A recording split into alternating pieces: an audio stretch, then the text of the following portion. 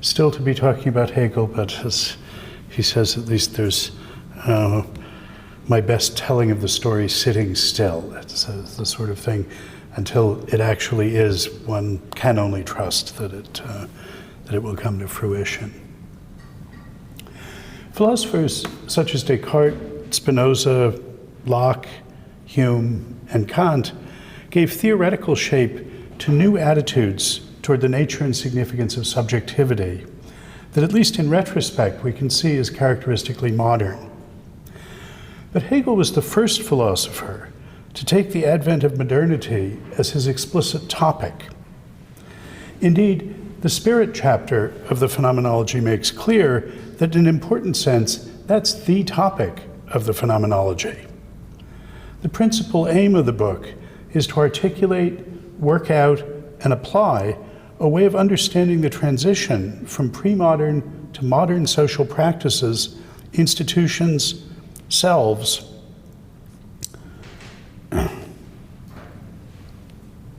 and as well as the immanent forms of understanding that were left to the care of the philosophers. Geist is Hegel's collective term for everything that has a history rather than a nature. Or put otherwise, everything whose nature is essentially historical. I think Geist is all of our properties, doings, and institutions when specified in a suitable normative vocabulary. And Hegel has the idea that Geist as a whole has a history. And it's his view that that history, in an important sense, boils down to one grand event. That event, the only thing that's ever really happened to Geist, and simply the biggest thing that's ever happened to us, is its structural transformation from its traditional to its modern form. The advent of modernity in this sense isn't just an intellectual matter. It's not just the Enlightenment or the scientific revolution. Hegel, I think, was the first to see its economic, political, and social manifestations as all of a piece with those theoretical advances. And he offers us a vocabulary in which to understand that titanic transformation, and especially the new kind of selfhood that it brings with it. For coming to understand the transition to modernity is itself the achievement of a distinctive kind of self-consciousness, historical self-consciousness. Geistig, normative beings, are to be understood in terms of their becoming, their present in terms of their past, their states and normative statuses in terms of the processes that produce them. By reading the phenomenology, we, his readers, are to become self-consciously modern, conscious of ourselves as the products of an unprecedented revolution in human institutions and consciousness. The ultimate point of this theoretical, historical, recollective enterprise is practical, prospective, and progressive. For rational reconstruction of the process of self-formation so as to exhibit it as expressively progressive is for Hegel the engine of self-development.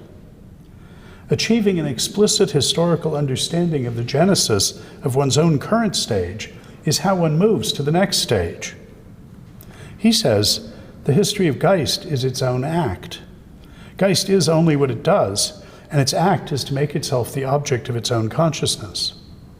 In history, its act is to gain consciousness of itself as Geist, to apprehend itself in its interpretation of itself to itself. This apprehension is its being and its principle, and the completion of its apprehension at one stage is at the same time the rejection of that stage and its transition to a higher. To use abstract phraseology, as though Hegel needs to apologize for that in a particular occasion, the Geist apprehending this apprehension anew, or in other words, returning to itself out of its rejection of this lower stage of apprehension, is the Geist of the stage higher than that on which stood its earlier apprehension. End of the quote. Hegel's claim is that in making explicit what's implicit in the vast sea change Geist has undergone in becoming modern, shows that the same normative forces that brought forth that change make appropriate and necessary another one, no less sweeping and significant than the first. Properly understood, modernity becomes visible as a way station rather than a destination. It constitutes only the middle interim phase of a three-stage process.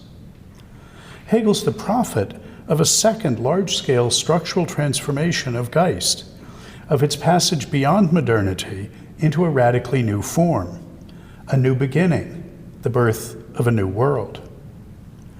The principal positive lesson of Hegel's analysis of the nature of modernity, the fruit of his understanding of the one great event in human history, is that if we properly digest the achievements and the failures of modernity, we can build on them new, better kinds of institutions, practices, and self-conscious selves. Ones that are normatively superior because they embody a greater self-consciousness, a deeper understanding of the kind of being we are. Hegel understands modernity in terms of the rise of self-conscious subjectivity of the kind that his philosophical predecessors had theorized about. His social recognitive theory of self-consciousness, of the essentially intersubjective structure of subjectivity, means that he understands the achievement of the new sort of subjectivity as part of a more wide-ranging process than the earlier modern philosophers had considered, one that necessarily encompasses also fundamental transformations of social practices and institutions. But his thought nonetheless self-consciously develops the modern philosophical tradition that stretches from Descartes to Kant. And at the core of the distinctively modern attitude towards subjectivity, to which they gave explicit philosophical expression, Hegel sees a genuine insight. He takes it that modernity is the theoretical and practical elaboration of a better understanding of some fundamental aspects of rational, that is conceptually articulated, norm-governed activity, the norm-governed activity in virtue of which we are the kind of creatures we are. So I think the big first question that's raised by the Spirit chapter of the Phenomenology is how we should understand that crucial orienting insight of modernity. My topic in the lectures going forward is, and what does that teach us about where we should go from here? So the first question is, what is it that traditional forms of life got wrong about us that modern forms of life get right? What have we gained? What is it that we've learned and incorporated into our practices and institutions that makes us modern selves? What is what he calls the rise of subjectivity? Hegel accepts Kant's trope in his essay, What is Enlightenment? The transition of modernity is the passage of humanity from the self-imposed tutelage of its childhood into the grappling with responsibility that is its adolescence. But he's concerned to envisage the maturity that lies beyond that adolescence. He generates these three stages conceptually by construing them as different combinations of two basic elements. While Hegel does think that the transition from traditional to modern culture was expressively progressive, that it essentially involves the becoming explicit of central features of ourselves and our practices and institutions that had previously remained implicit, he doesn't think that that progress was either complete or unalloyed. Something crucial and important was also lost. His term for what traditional communities had that modern ones don't is Sittlichkeit, from Sitte, from the Greek mores or ethos. The Miller translation of Sittlichkeit is ethical life, and we'll see that in some of the quotes. The absence or opposite of Sittlichkeit is alienation and Fremdung. Hegel's a romantic rationalist who aims to synthesize Enlightenment cheerleading for modernity and romantic critiques of it. And alienation is the master concept articulating what Hegel thinks is right about these critiques. One of my principal themes will be that alienation is not for him a psychological state, it's a metaphysical structure of normativity. It's because the rise of modern subjectivity can be seen to have been accompanied by alienation that the possibility of a future third stage in the progressive development of spirit, an advance beyond the modern, becomes visible. That still notional third stage would preserve the modern appreciation of the significance of subjectivity while re-achieving Sittlichkeit. So the picture of the three stages is, at the first stage there's Sittlichkeit, but without modern subjectivity. At the second stage, there's alienation, but there is modern subjectivity. And at stage 3, Sittlichkeit in a new form, compatible with subjectivity. Modern subjectivity is re-achieved in a new Sittlich form. As he's writing the phenomenology, Hegel sees Geist as beginning to consolidate itself at the second stage.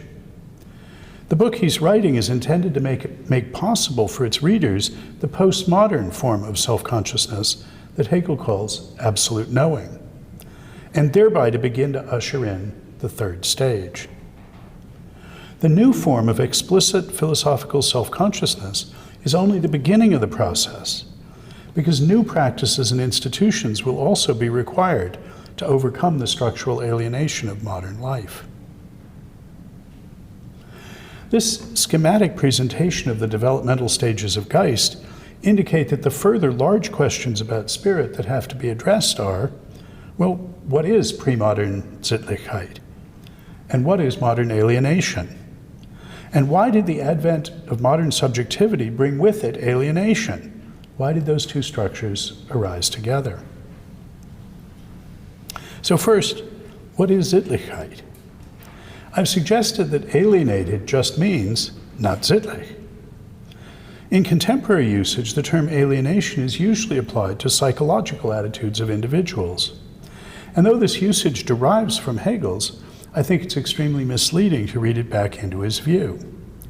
Attitudes are indeed part of what's at issue for him, but Sittlichkeit and so alienation are in the first instance metaphysical structures of normativity, structures of the whole, of Geist, which comprises communities and their practices and institutions, as well as the individuals and their actions and attitudes. Sittlichkeit is a kind of normativity, and attitudes aren't all of it. And the attitudes that matter are normative attitudes rather than psychological ones. To begin with, we can think of the normativity in question in very general terms of the proprieties or appropriatenesses, of what the Greeks called the fittingness of things, of what is or is done being right or proper, being as it ought to be. This is a notion of normative status that is so far undifferentiated, for instance, into ought-to-bes and ought-to-dos. Sittlichkeit is a matter of the bindingness, the Gültigkeit of norms. That is, it concerns the nature of their normative force or practical significance. The Hegelian image is that one is at home with Sittlich norms. One identifies with them. They're the medium in which one lives and moves and has one's being. Ultimately, this is a matter of them being a medium of self-expression, understood as constitutive self-expression. That's the practice of making explicit what can then recollectively be seen to have been implicit. That's the process of subjectivity, self-formation by self-expression. Sittlichkeit is a matter of the kind of authority that norms, normative statuses, have over normative attitudes. The attitudes in question are practical attitudes, taking or treating something in practice by how one behaves, taking or treating something as appropriate, fitting, correct, as having the status of being obligatory or permitted. That is, as having some normative status in individual, institutional, or communal practice. These are practical attitudes towards normative statuses. What is correct, rather than just what's taken to be correct or appropriate. What has authority, what one is responsible to, as opposed to what, by adopting attitudes, one merely treats as authoritative, what one takes oneself to be responsible to. In this sense, Sittlichkeit is the authority of normative statuses over normative attitudes. The norm-governedness of attitudes has two components, a deontic normative component and an alethic modal one. Norms, normative statuses, such as what one's really responsible for, provide standards for assessment of the correctness of attitudes. One ought to adopt the practical attitudes of attributing or acknowledging just the commitments one actually has. That's the deontic normative dimension of norm-governedness. The other element of normative government of attitudes by norms is that attitudes are to be subjunctively sensitive to the norms that govern them, in the sense that if the norm were different or had been different, the attitudes would be or would have been different. That's the alethic modal component. So another important element of the authority structure that is Sittlichkeit is that Sittlich norms are and are taken to be actually efficacious. Their normative bindingness or authority over attitudes is actually and practically acknowledged. What is appropriate according to a practice, that's a normative status or a norm, makes a real difference to what's actually done, to the attitudes and performances actually adopted by practitioners. Participants in a Sittlich practice acknowledge or act on their acknowledgments of proprieties, responsibilities, commitments, and authority. For Sittlichkeit is not just a matter of actually doing what one ought to do, in fact conforming to the governing norms. Sittlichkeit requires that practitioners identify with the norms that govern their practices.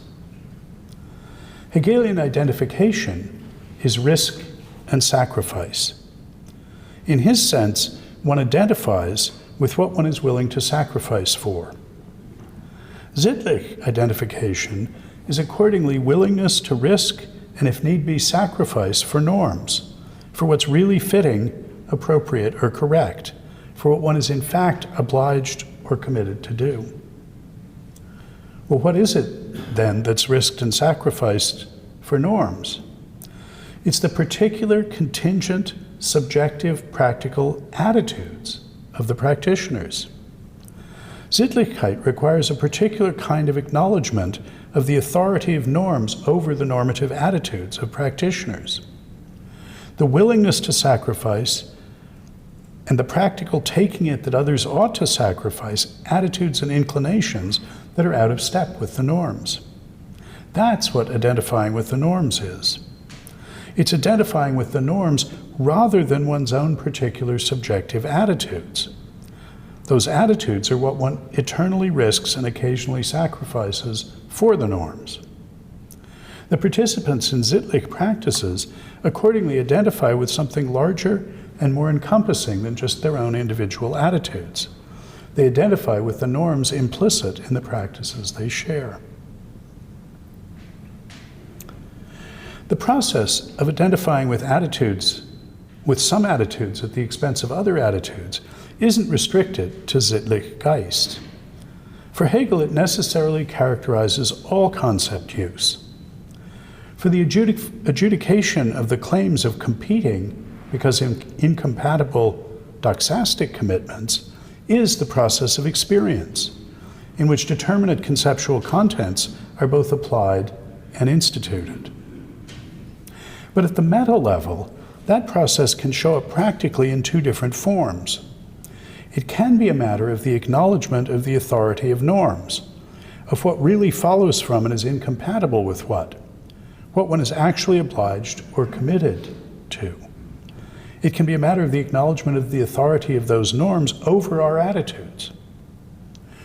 Or, at the meta level, it can be and be construed as a matter merely of the collision of attitudes, where the norms the attitudes or attitudes towards are demoted to something like adverbial modifications of those attitudes. The former is a Sittlich structure, the latter an alienated structure. Only attitudes, not genuine norms, are visible in alienated Geist. To understand all this will require looking more closely at what Hegel says about pre-modern Sittlichkeit and modern alienation. The ultimate goal of this diagnostic exercise, though, is a therapeutic one, to point forward from modernity to a future shape of Geist, characterized by individually self-conscious Sittlichkeit. That third stage of the development of norm-governed social substance is to be the result of retaining the insight into the authority of subjectivity and of the attitudes and activities of individual subjects while overcoming the alienation that accompanies it. Overcoming alienation would be re-achieving Sittlichkeit. But Sittlichkeit requires identifying with the norms understood as transcending those individual practical attitudes.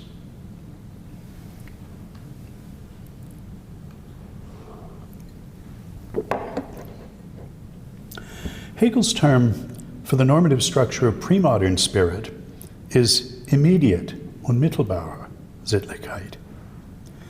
In keeping with the general procedure in the phenomenology, his treatment of the topic is allegorical. This time, though, by contrast, for instance, to his discussion of the death struggle for mastery in the self-consciousness chapter, he explicitly reads the allegory for us himself.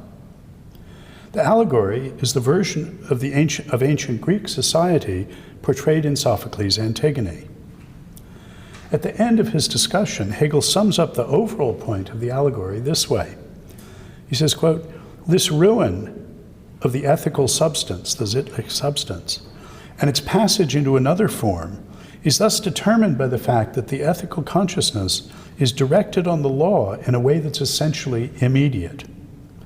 This determination of immediacy means that nature as such enters into the ethical act, the reality of which simply reveals the contradiction and the germ of the destruction inherent in the beautiful harmony and tranquil equilibrium of the ethical spirit itself." End of the quote. What he calls the ruin is the breakup of a pre-modern structure of normativity, what he invokes here following the Antigone as law. It's the manifestation of the instability of practices that identify the normative with the natural. The practical view in question is one that looks for norms in the way things simply are, independently of any human activity. The fittingnesses of things, how things ought to be and what one ought to do, are thought of as a distinctive kind of objective, natural fact. That's the constitutive misunderstanding of the normative that's characteristic of what he calls immediate Sittlichkeit.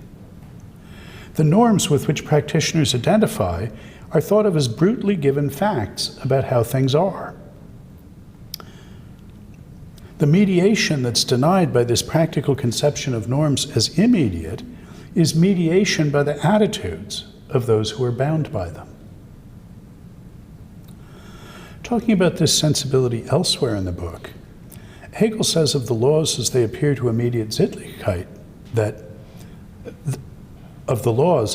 they appear to immediate Sittlichkeit as, quote, "unalienated spirits, transparent to themselves, stainless celestial figures that preserve in all their difference the undefiled innocence and harmony of their essential nature.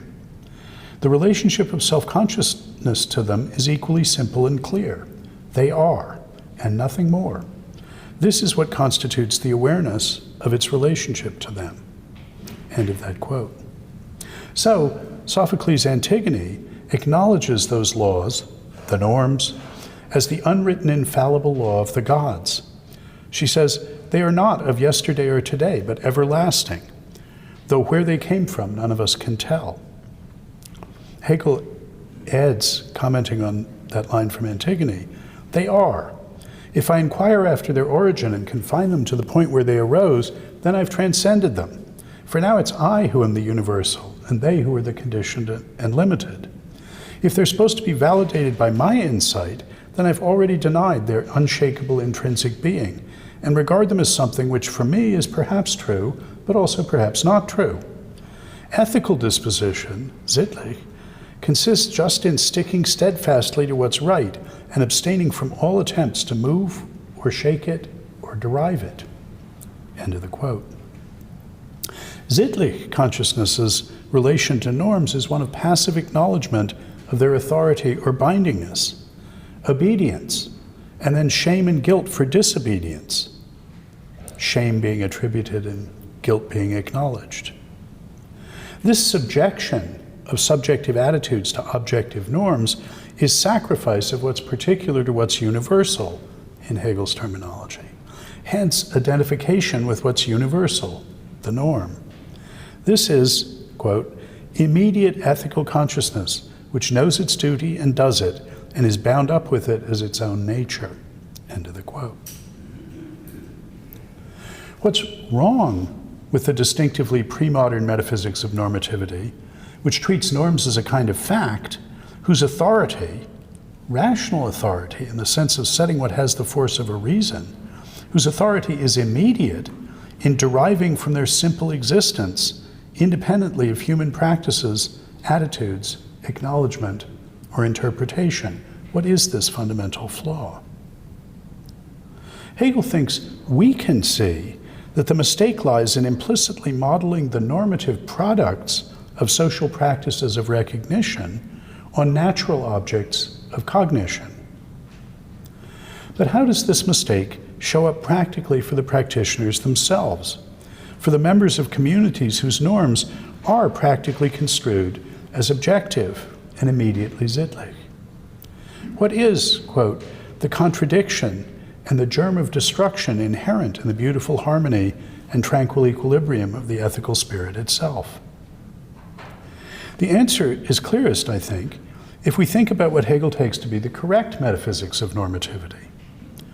On the side of the force of norms, normative bindingness or validity is intelligible for him only in the context of a recognitive community, in which the attitudes of recognizing and being recognized, of claiming authority and undertaking responsibility oneself, and attributing those statuses of authority and responsibility to others play an essential constitutive role. On the side of content, norms are intelligible as determinately contentful only in virtue of being caught up in practices of adjudicating the competing claims of materially incompatible commitments and entitlements. By denying these basic features of its own implicit norms, immediate Sittlichkeit condemns itself to practical self-contradiction and opacity. To begin with, what Hegel calls the beautiful harmony and tranquil equilibrium of the ethical spirit is a recognitive achievement. It's a reflection of a community, the polis, instituted, maintained, and structured by mutual reciprocal recognition. Of course, there are also asymmetrical recognitive relations in play, literally between masters and slaves, but these are orthogonal to the ones that matter for the allegorical point Hegel is after in this discussion. That symmetrical, beautifully harmonious and tranquilly equilibrated recognitive structure involves two normative poles of potentially competing authority: the universal or recognitive community, and the particulars whose recognitive attitudes institute it and its normative statuses. Individuals, for Hegel, particulars as falling under universals, that is, as members of the recognitive community, both exercise authority and acknowledge the authority of others. They both undertake and attribute responsibilities. Practically reifying and objectifying normative proprieties as a kind of natural property presupposes a pre-established harmony and equilibrium between them, because any conflicts there were among them would be irresolvable by individuals. But formal reciprocity of recognition does not guarantee and cannot establish such a system of norms. For the determinate contentfulness of conceptual, that is, reason-articulating norms, depends on incorporating matter-of-factual contingency in the form of normative necessity. That is, it requires acknowledging the authority of particulars over universals, as well as the converse. Friction, individuals finding themselves subject to competing demands of materially incompatible norms is both the price of the determinateness of normative content and an inevitable consequence of what Hegel has called the distinction that action and consciousness necessarily involve. In the polis that Hegel describes, the reciprocally recognizing particulars who institute the community are not individual human beings, they're families. The polis and the family are accordingly the two normative centers from which potentially conflicting demands can issue, addressed to the self-conscious individual agents who must actualize the norms by applying them in particular contingent circumstances. The family is, in one sense, a natural, hence immediate biological unit, held together by bonds of sexual desire, affection, and reproduction.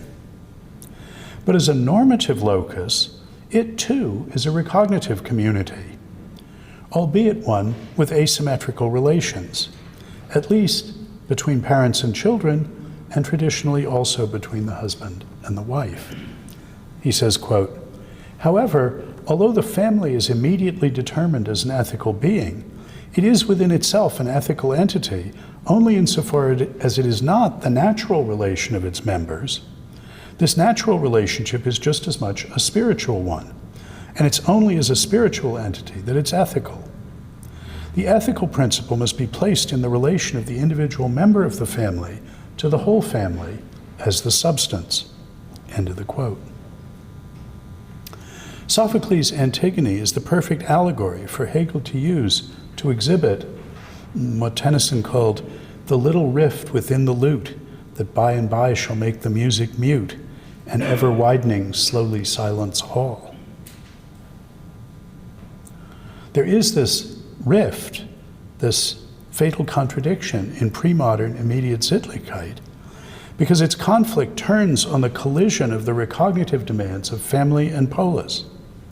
The disputes over the recognitive status of an individual who belongs to both communities, both the family and the polis, and who has rights and owes duties to both normative institutions. In the allegory, the concrete practical bearer of recognitive significance, the practical attitude expressing performance constitutive of community membership in the normative sense, is the act of burial. It's a paradigm of how the acts and attitudes of individuals do matter for normative statuses, which must go beyond what's merely found in nature. For burial, this sort of recognitive performance gives a normative significance to a natural occurrence. The normative status is conferred and not just found. The significance of burial is to turn something that otherwise merely happens into something that's done. And that's what is unintelligible from the point of view of immediate Sittlichkeit. Hegel says, quote, "Death is a state which has been reached immediately in the course of nature. It's not the result of an action consciously done.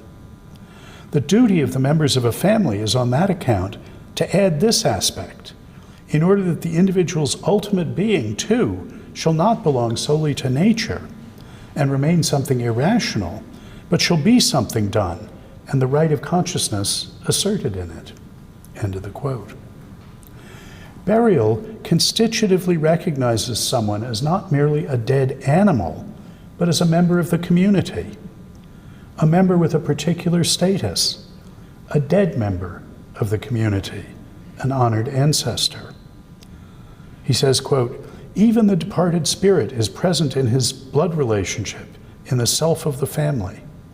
The family interrupts the work of nature," he says. "It keeps away from the dead this dishonoring of him by unconscious appetites and abstract entities, and puts its own action in its place.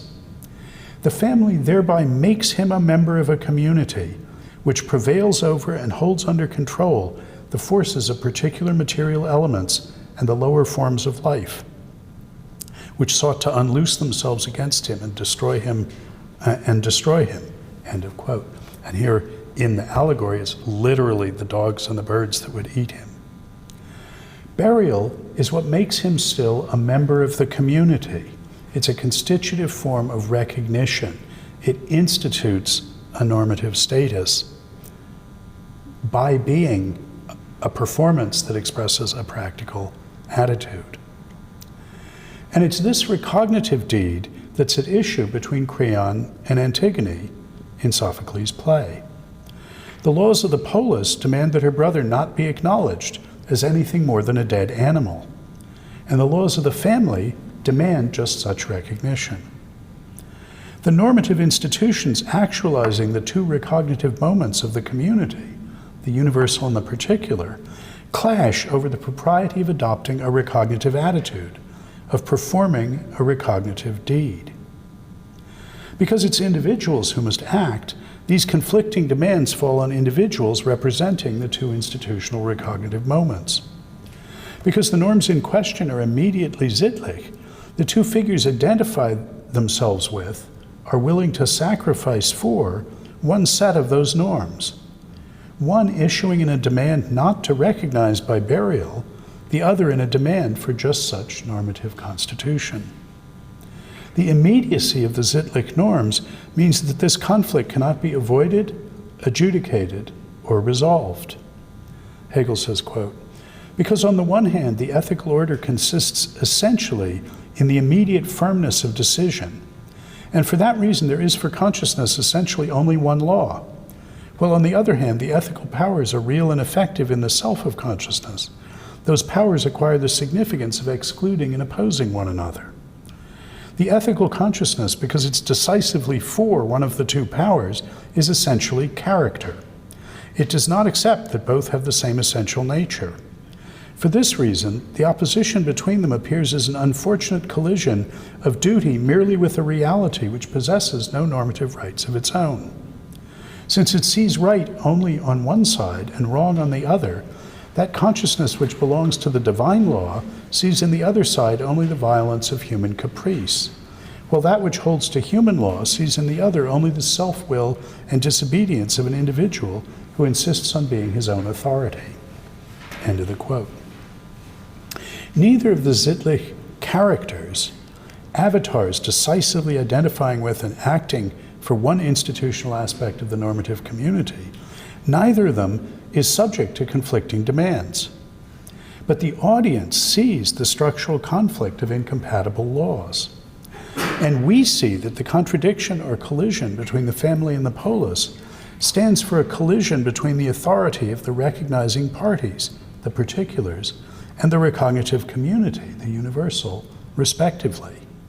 These are not merely contingent normative institutions, but necessary and essential structural dimensions of the recognitive context in which any norms can be discerned. Antigone and Creon identify with and speak for different aspects of the recognitive community. Neither distinguishes between the attitudes they evince and express and the norms they identify with. Neither takes her or himself to be settling what is right. Each is only practically acknowledging what is objectively right, independently of those attitudes. The other's stubborn refusal to acknowledge what is objectively right can't be seen by them as a normative attitude at all. The other's attitude shows up rather as the expression of merely subjective contingent particularity. The intransigence of the dispute is thus a consequence of the immediacy of the Sittlich practical attitudes, treating norms as objective matters of fact, whose normative force owes nothing to the attitudes of those who are by their nature bound by norms. And yet, what are they fighting about? They're fighting about what normative status is to be instituted by their practical attitude of burial. That's the conflict that we can see and they can't. The immediacy that's the fatal structural flaw in pre-modern Sittlichkeit is a running together of the normative and the natural. On the one hand, this means that normative proprieties are treated as natural properties, as simply there, part of the furniture of the world, independently of the human practices they govern. On the other hand, it means that merely natural properties are treated as having intrinsic normative significance. To say that the normative significance of some natural properties on this conception is intrinsic is to deny that it's in any way attitude dependent. The paradigm to which Hegel appeals to make this point is the way natural differences of biological gender are taken objectively to determine fundamental normative roles in traditional society.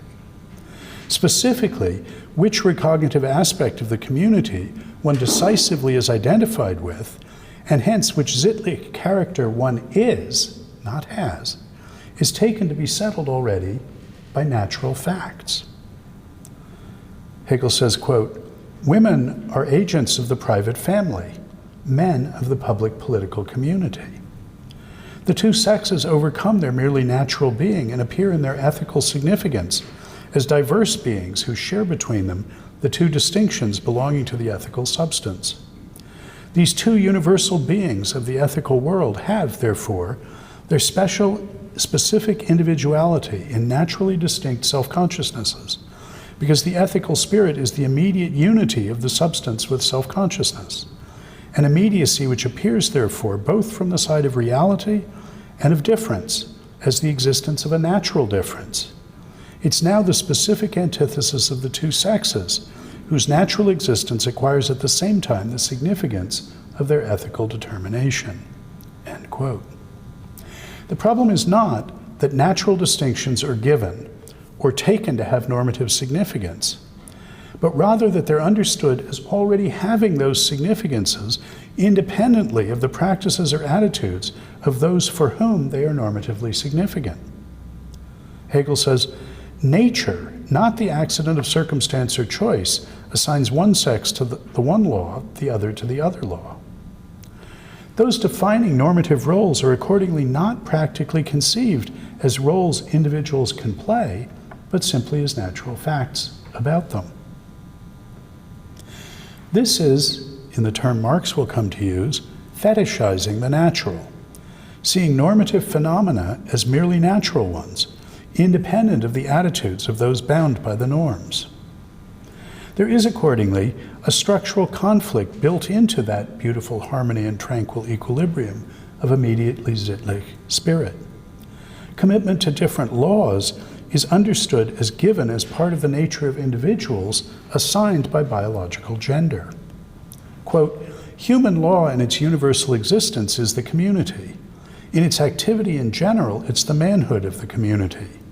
In its real and effective activity, it's the government. It is, moves, and maintains itself by consuming and absorbing into itself the separation into independent families presided over by womankind. But the family is at the same time, in general, its element, the individual consciousness the basis of its general activity. Since the community only gets an existence through its interference with the happiness of the family, and by dissolving individual self-consciousness into the universal, it creates for itself, in what it suppresses, and what is at the same time essential to it, an internal enemy, womankind in general. Womankind is the everlasting irony in the life of the community." End of the quote. Hegel thinks that traditional society is distinguished by a one-sided objectivism about norms, taking it that natural distinctions immediately and intrinsically have normative significances. The decisive move to modernity will be acknowledging the significance of normative attitudes and practices in instituting those norms and normative statuses. The paradigm example he chooses to exemplify this claim about traditional misunderstandings of the significance of natural properties for normative proprieties is gender essentialism. In emphasizing that the core of modernity consists in rejection and overcoming of the most basic presupposition of this constellation of practical attitude, I think Hegel deserves a place in the feminist pantheon. I should say parenthetically that my student Irad Kimhi, who some of you will know, when he was a graduate student at Pittsburgh, and we were talking about these passages in my Hegel seminar, snorted, I said, "Yes, Irad," and he said, "Taking Hegel to be in the feminist pantheon is like treating the Old Testament as a feminist tract because it was Eve who gave Adam the apple. That was his refutation of this claim, which I'm still making. The most basic structural conflict that Hegel's allegorical reading of Antigone uncovers, though, isn't that between its protagonists or what they represent, not between two laws, between the polis and the family, as represented by men and women. Those are all real conflicts. But the more fundamental clash is at a higher level. It's between the immediacy of the construal of norms and the constitutive character of recognition that's at issue between the two sides. It's the tension between the implicit understanding of normativity as immediate, as wholly natural and objective, independent of human practices and practical attitudes, on the one hand, and an equally implicit grasp of the significance of actual recognitive attitudes, performances, and practices for the institution of normative statuses, on the other.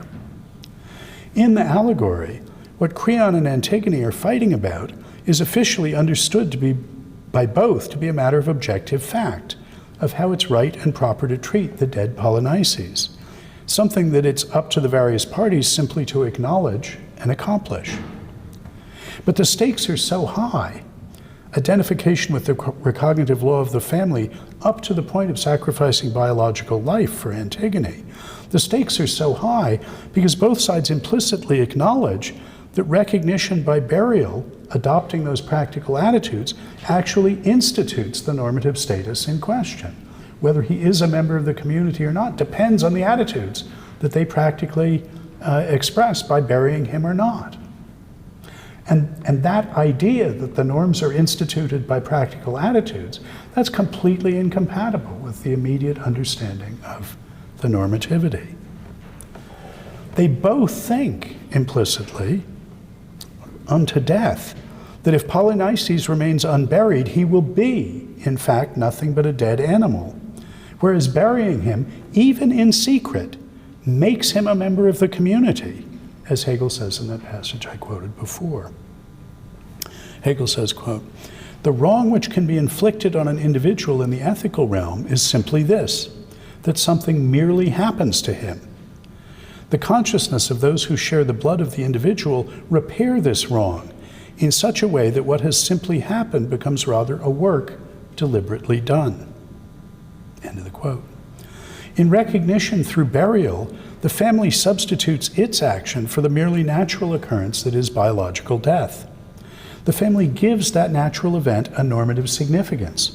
It takes responsibility for it. It exercises its recognitive authority. It thereby gives contingency the form of necessity, that is, a normative form. That constitutive recognitive act, the burial that makes him still a member of the community, is not intelligible as the immediate acknowledgement of how things already objectively are. The attitude dependence of normative statuses is implicitly being acknowledged. That's the rift, that's the beginning of modernity that he sees already in these Greek plays. The polis and the family are recognitive communities. Sittlich substance, spirit, is synthesized by reciprocal recognition. But making explicit the commitments that are implicit in Sittlich practices requires giving up the practical understanding of Sittlichkeit as immediate. One cannot properly understand normative statuses such as commitment, responsibility, authority, and correctness apart from their relation to normative attitudes, recognizing others by taking or treating them as committed, responsible, authoritative, as acting correctly or incorrectly. That practical realization of the attitude dependence of normative statuses is the motor of modernity. Hegel says, quote, "Self-consciousness learns through its own act the contradiction of those powers into which the substance divided itself and their mutual downfall, as well as the contradiction between its knowledge of the ethical character of its action and what is in its own proper nature ethical, and thus finds its own downfall. In point of fact, however, the ethical substance has developed through this process into actual self-consciousness. In other words, this particular self has become the actuality of what it is in essence. But precisely in this development, the immediate ethical order has been destroyed. End quote. Hegel is here talking about an expressively progressive transformation of spirit, one that reveals something that was all along implicitly true. The claim is not that this transformation was inevitable. It's necessary only retrospectively, only in the sense that it's necessary if what we are implicitly is to become explicit to us. And the transformation need not be total. Some individuals and institutions may retain traditional practical conceptions of self, agency, and community, of norms, even while others take modern form. All of that's compatible with a decisive cognitive and practical breakthrough having been made. Indeed, Hegel thinks it was still going on more than 1,000 years later, this process of modernizing.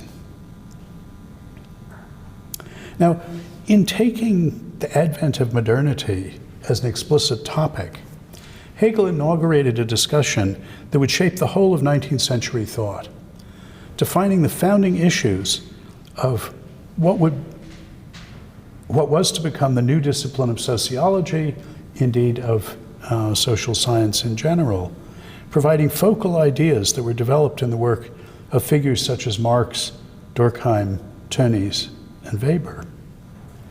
The slogan for his construal of that transition that Hegel offers in the passage I just quoted is the development of ethical substance into actual self-consciousness.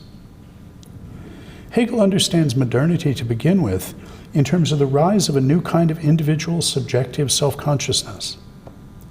By contrast to the modern subject, in the, quote, ethical realm, self-consciousness has not yet received its due as a particular individuality. There it has the value on the one hand merely of the universal will and on the other of consanguinity. This particular individual counts only as a shadowy unreality. End of the quote. In a sense, individual agents are dissolved into the social institutions to which they're understood to be assigned by nature and with which they decisively identify. The individual person is a mere reflection of his status and can understand himself as an agent only in terms of the duty of actualizing those implicit objective norms. The modern conception of an individual person as one who plays many roles and must make choices to adjudicate the many conflicts among them is not yet on the horizon. Quote, the ethical substance preserved its simple unitary consciousness in an immediate unity with its essence. Essence has, therefore, the simple determinateness of mere being for consciousness, which is directed immediately upon it, and it's the essence in the form of custom, Sitte. Consciousness neither thinks of itself as this particular exclusive self, nor has the substance the significance of an existence excluded from it, with which it would have to become united only by alienating itself from itself and at the same time producing the substance itself. End of quote. Now, essence here in all these passages, Wesen, means the norms implicit in the customary practices of the traditional community, the practices that are the Sitte, and those practices, that traditional community, that's the substance that he's talking about here. One point of contrast with the self-understanding of modern individual subjects is that immediately Sittlich ones don't take themselves to be producing those institutions and their norms. They don't take themselves to be producing the substance, the community on the one hand, and the essence, the norms, on the other hand, by their own activities. Spiritual substance is, Hegel says, the in itself of every self-consciousness.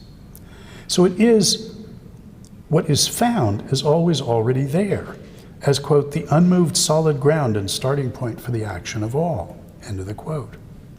But a crucial part of the founding insight of modernity is that it's also made by the individual self-consciousnesses that are the form of spirit as it is for itself. He says, quote, this substance, remember the community, is equally the universal work produced by the action of all, and each as their unity and identity, for it is the being for self, its action, close Close quote. Individuals in traditional society understand themselves as made by the norms they identify with, by practically acknowledging the authority of those norms over their particular attitudes and inclination. But they treat the norms as found rather than made. They don't see themselves as having any corresponding authority over the norms, which are treated just as part of the objectively given furniture of the world. They don't appreciate the contribution their own activity makes to instituting those norms. That appreciation, seeing that the trail of the human serpent is over all, as William James put it, that's what's distinctively modern. Agency is what individuates, carving up social substance into individual agents as loci of responsibility. And it's in the practical conception of individual agency that we're to find the key to this historic sea change in the relations between acting subjects, the norms that lift them above the merely natural, and the practices and institutions in which those norms are implicit. In the traditional world, as so far considered, quote, as yet no deed has been committed, but the deed is the actual self. It disturbs the peaceful organization and movement of the ethical world. It becomes the negative movement or the eternal necessity of a dreadful fate, which engulfs in the abyss of its single nature, divine and human law alike, as well as the two self-consciousnesses in which those powers have their existence. And for us, it passes over into the absolute being for self of the purely individual self-consciousness. End of the quote. Of course, pre-modern individuals did perform intentional actions and pursued private aims. So what's the difference in their relation to their doings that Hegel's referring to in these apocalyptic terms? It's a shift between the practical conception of what he calls the distinction that action involves, the distinction between what's done in a broad sense by the agent and what's more narrowly intended. This is the distinction Hegel makes between Tat and Handlung, deed and action, or between Absicht and Vorsatz. Hegel understands the pre-modern self as an expansive self. The agents are characters, immediately identifying with the recognitive communities to which nature has assigned them, sacrificing their particular attitudes and inclination for the norms implicit in their practices and institutions. Quote, ethical consciousness is the simple, pure direction of activity toward the essentiality of ethical life, that is, duty. End of quote. But the traditional self is construed as an expansive self along another dimension as well. The pre-modern practical conception of agency is heroic, in that agents identify with what they've done in the broader sense, not just the narrower, with the deed, the Tat, rather than just the Handlung. They acknowledge responsibility for what they've done under all the descriptions that turn out to be true of it, not just the ones they intended or envisaged. So Oedipus is a parricide. He has committed that crime, even though he did not know that the man he killed in anger was his father. He takes responsibility for that deed, and others attribute to him responsibility for it. That he did not intend the deed under this description and did not know that that was what he was doing in no way mitigates his guilt. He's responsible for the deed under all its specifications, the consequential as well as the intentional. Hegel says, quote, guilt is not an indifferent, ambiguous affair, as if the deed as actually seen in the light of day could, or perhaps could not, be the action of the self, as if with the doing of it there could be linked something external and accidental that did not belong to it, from which aspect, therefore, the action would be innocent. End of quote. That what the agent does, what he's responsible for, outruns what he intends or can know, is what makes the heroic conception of agency also tragic. Tragedy is just the way the distinction that action involves appears in the context of the heroic acceptance of responsibility for the whole deed. He says, quote, ethical consciousness now learns from its deed the developed nature of what it actually did. The resolve or intention, however, is in itself the negative aspect which confronts the resolve with another, something alien to the resolve which knows what it does. Actuality therefore holds concealed within it the other aspect which is alien to this knowledge and does not reveal the whole truth about itself to consciousness. The son does not recognize his father in the man who has wronged him and whom he slays, nor his mother in the queen whom he makes his wife. In this way, a power which shuns the light of day and snares the ethical consciousness, a power which breaks forth only after the deed is done and seizes the doer in the act. For the accomplished deed is the removal of the antithesis between the knowing self and the actuality confronting it. End of quote. The tragic aspect of the heroic conception doesn't have anything to do with the sort of bad outcome. It's just that one can't know what one is doing, doesn't have the power to avoid crime and guilt. You can know what you've made yourself responsible for only after the fact.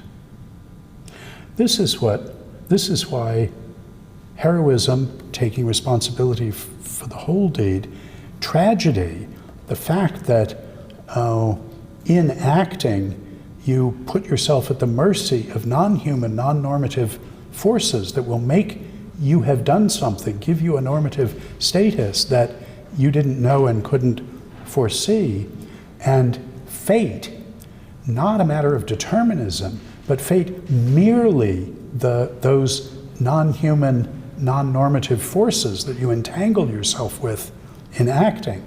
That's why heroism, tragedy, and fate all come together in this pre-modern way of thinking. In acting, one is exposing oneself to the forces of fate, over which the subject has no authority. Hegel says, by the deed, therefore, it becomes guilt.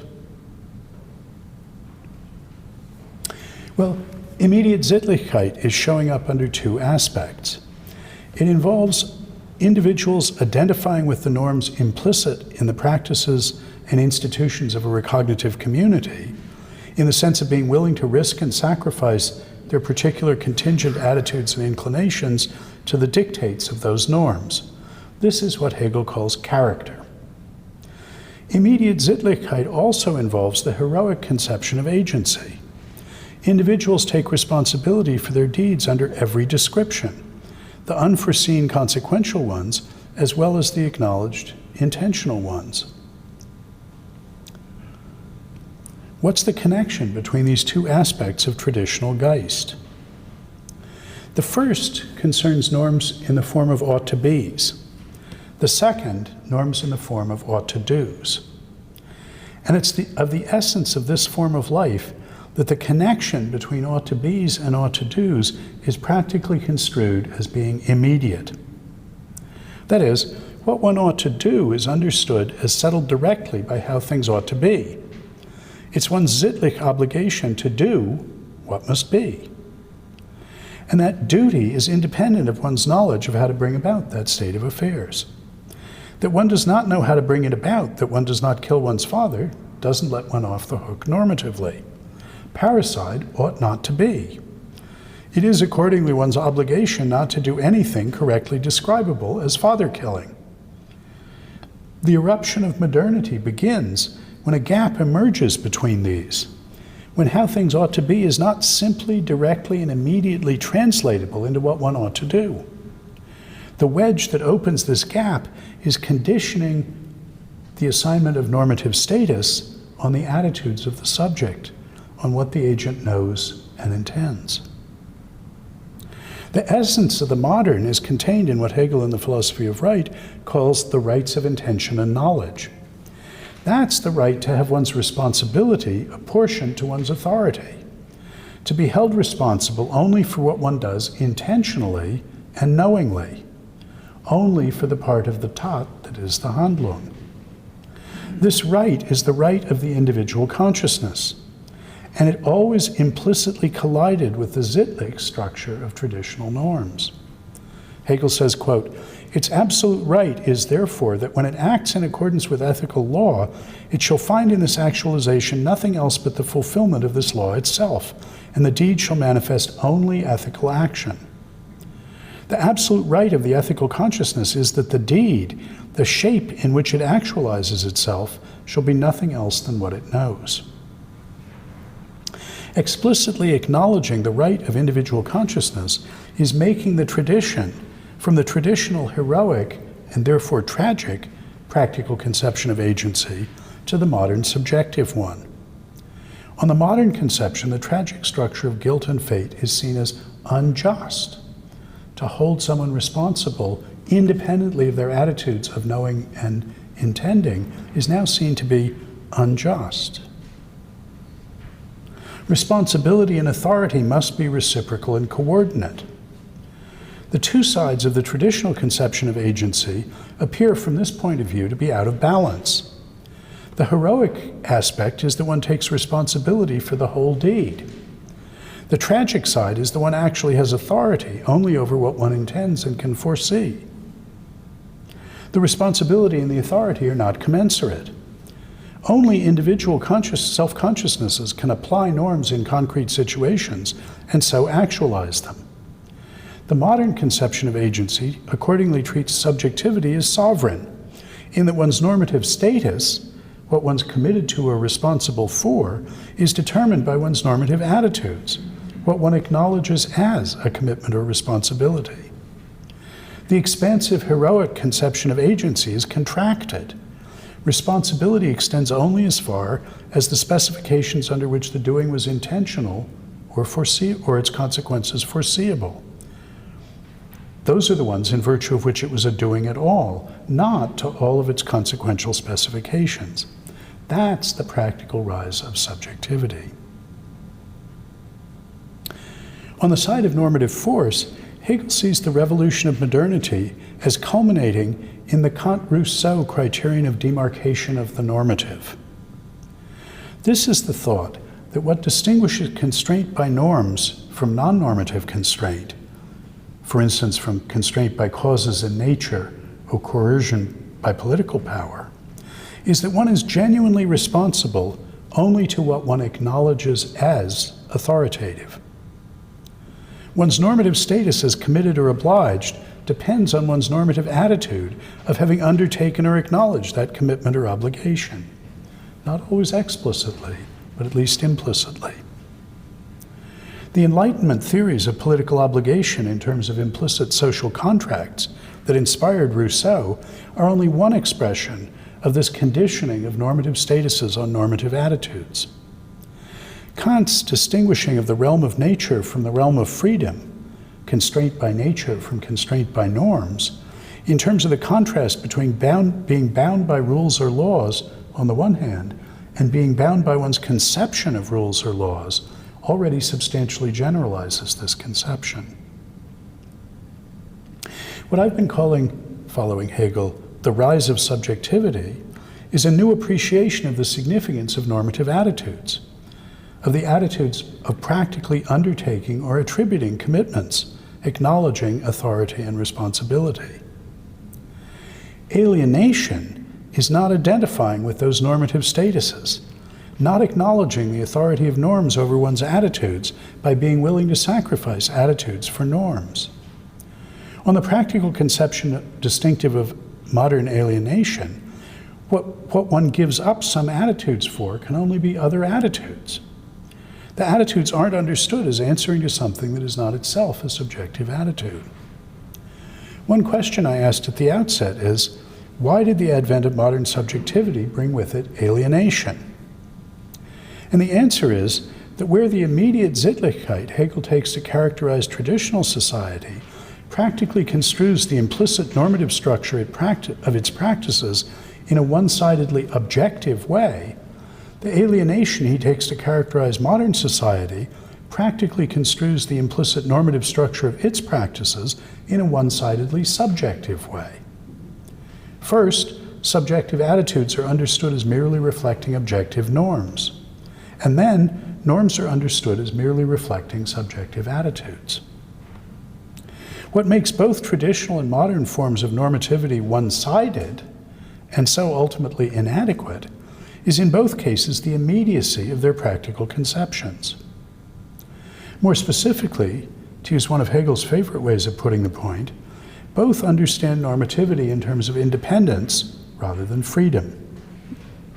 As I understand him, Hegel uses the term independence Unabhängigkeit, in two different ways, depending on whether its contextual contrary is dependence or freedom.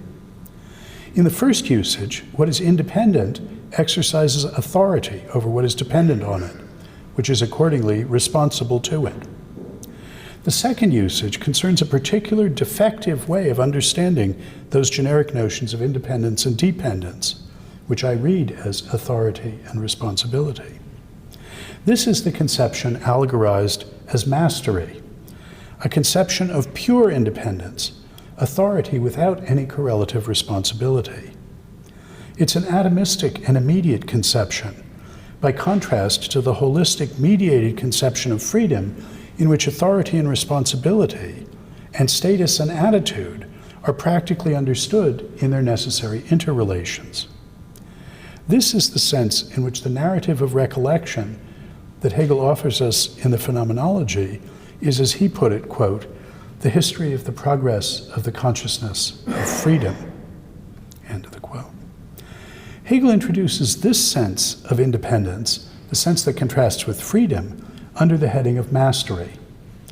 The allegorical master's conception of authority is that it's incompatible with any and every sort of dependence, rather than just being the converse of some particular kind of dependence. The authority of the master is to be recognized as immediate, independent of all relations to others. In particular, it's to be independent of the attitudes of those who recognize and are obliged to recognize him, those who acknowledge and are obliged to acknowledge that authority. So the master construes recognition as necessarily asymmetrical. He can't acknowledge the authority of those who recognize him, the dependence of his authority on the servant's recognition of it, the sense in which he's responsible to others for being what he is. The correct understanding of normative statuses as instituted by reciprocal recognitive attitudes is the conception of freedom that contrasts with the master's notion of pure independence. The characteristically modern insight is that norms are not, as traditional forms of life implicitly took them to be, independent of the subjective normative attitudes of concept users. The dependence of norms on attitudes is a dimension of responsibility on the side of the norms or statuses, and of corresponding authority on the part of attitudes. It's because that authority of attitudes over norms is construed on the model of independence as mastery, that is, pure independence, that the insight into the normative role of subjectivity shows up in its distinctively modern, alienated form. For what is distinctive of the atomistic conception of authority that's epitomized allegorically by the master is precisely that authority, independence, is construed as ruling out any correlative responsibility, that is, dependence. And it follows that if norms are dependent on attitudes, that's the modern insight, there can't be any intelligible reciprocal dependence of attitudes on norms. Alienation is the structural denial that subjective attitudes are responsible to norms, which, as authoritative, count as independent of those attitudes. The claim is that traditional and modern practical understandings are alike in taking it that if norms exert authority over attitudes, then attitudes can't exert authority over norms, and vice versa. Either norms are independent of attitudes, and attitudes dependent on norms, or attitudes are independent of norms, and norms are dependent on attitudes. The most sophisticated theoretical form in which this defective sort of practical normative understanding is expressed is what Hegel calls the metacategory of Verstand. He's recommending replacing that sort of understanding by one that has quite a different structure, what he calls Vernunft. The holistic Vernunft conception is one in which dependence is always reciprocal and always involves reciprocal independence. For X to be dependent on Y is for Y in that respect to be independent of X. But that relation is not only compatible with Y being dependent on X in another respect, in which X is accordingly independent of Y, it's necessary, Hegel thinks, that there be such a correlative dependence.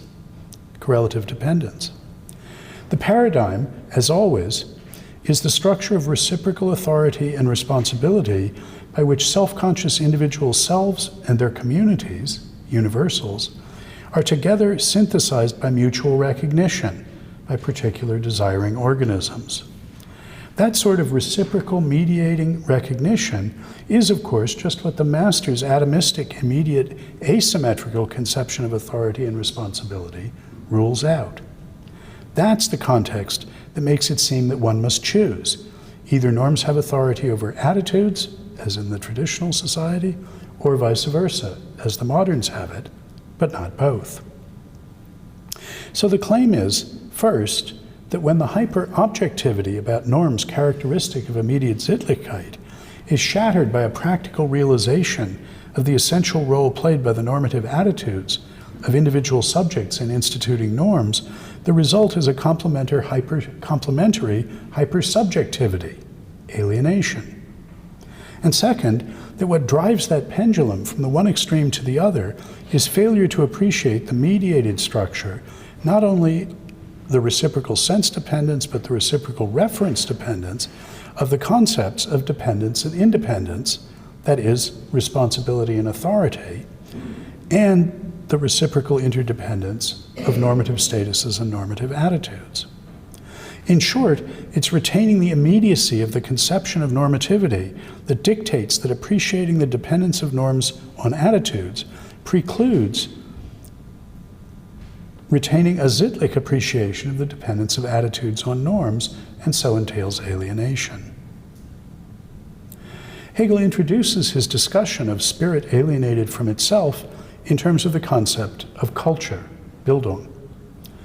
Cultivation, or acculturation, is the process by which we're transformed from merely natural into spiritual creatures, coming to be governed by norms, and not just driven by desires.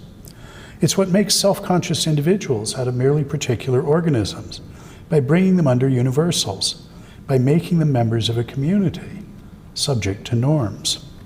Hegel says, it's through culture that the individual acquires standing and actuality. Standing is Gelten.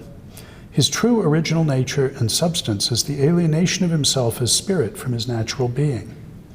This externalization is at once the means or the transition, both of the mere thought form of substance into actuality, and conversely of the specific individuality into essentiality. This individuality molds itself by culture into what it intrinsically is, what it is an sich. Its actuality consists solely in the setting aside of its natural self. It's the contradiction of giving to what is particular an actuality which is immediately a universal. End of the quote. Gelten here is a normative standing. It's etymologically related to Kant's Gültigkeit, his notion of validity. Substance, as before, is the community, and essence is the constellation of norms implicit in the practices and institutions of that community. The acculturation of individuals is accordingly not only the process by which they pass into essentiality, becoming geistig beings, subject to norms. It's also the process by which those communal norms, the thought form of substance, are actualized in the attitudes of individuals who acknowledge those norms as binding. Hegel says, what in relation to the single individual appears as his culture is the essential moment of the substance itself, viz. The immediate passage of the mere thought form of its universality into actuality. Or, culture is the simple soul of the substance, by means of which what is implicit in the substance acquires an acknowledged real existence. The process in which the individuality molds itself by culture is therefore at the same time the development of it as the universal objective essence, i.e. the development of the actual world. End of the quote. He's saying not only does culture make us, but we make the culture. For the only actual existence the norms have is in the attitudes and activities of the individuals who acknowledge them as norms. That's actualizing what's otherwise merely implicit. The norms are causally inert apart from the normative attitudes of those who acknowledge them. Hegel again, what appears here as the power and authority of the individual exercised over the substance, which is thereby superseded, is the same thing as the actualization of the substance. For the power of the individual consists in conforming itself to that substance, i.e. in externalizing its own self, and thus establishing itself as substance that has an objective existence. Its culture and its own actuality are, therefore, the actualization of the substance itself. End of the quote. Alienation is the inability to bring together these two aspects of Bildung.